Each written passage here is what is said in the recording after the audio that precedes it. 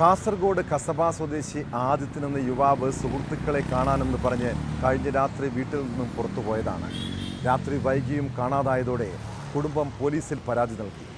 രാവിലെ പോലീസും ഫയർഫോഴ്സും തിരച്ചിൽ നടത്തിയെങ്കിലും ആളെ കണ്ടെത്താനായില്ല.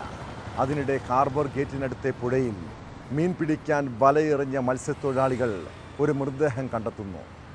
വിവരമറിഞ്ഞ് പോലീസ് എത്തി പരിശോധിച്ചപ്പോൾ കസബ കടപ്പുറത്ത് നിന്ന് കാണാതായ ആദിത്യൻ്റെ മൃതദേഹം. ശരീരത്തിൽ മുറിവേറ്റ പാടുകളും സ്വർണ്ണാഭരണങ്ങൾ കാണാതായതും മരണത്തിൽ ദുരൂഹത ഉണർത്തുന്നു. എന്തായിരിക്കും ആദിത്യന് സംഭവിച്ചത്? ആരെങ്കിലും കൊലപ്പെടുത്തിയതാണോ? പോലീസ് വിശദമായി അന്വേഷിക്കുന്നുണ്ട്.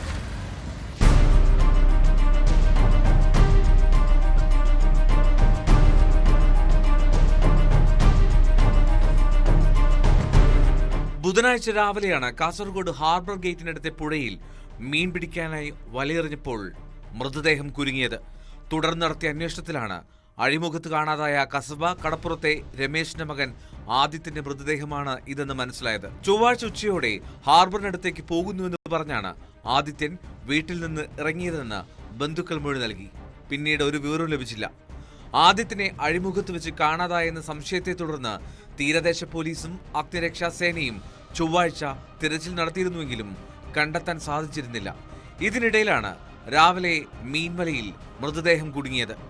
ആദിത്യന്റെ ശരീരത്തിലുണ്ടായിരുന്ന സ്വർണ്ണമാലയും കയ്യിൽ ധരിച്ചിരുന്ന സ്വർണ്ണവളയും നഷ്ടമായിട്ടുണ്ട്.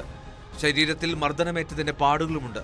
ഇതാണ് മരണത്തിൽ ദുരൂഹത ഉണർത്തുന്നത്. ബന്ധുക്കൾ പോലീസിൽ പരാതി നൽകി.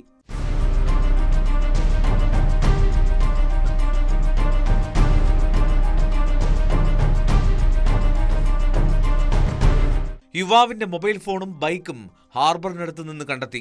കാസർഗോഡ് ടൗൺ പോലീസ് ഇൻക്വസ്റ്റ് നടത്തിയ മൃതദേഹം പോസ്റ്റ്മോർട്ടത്തിനായി പരിയാരത്തെ കണ്ണൂർ മെഡിക്കൽ കോളേജ് ആശുപത്രിയിലേക്ക് മാറ്റി.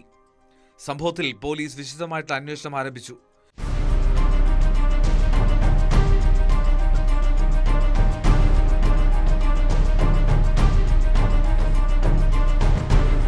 ന്യൂസ് 18 കാസർഗോഡ്.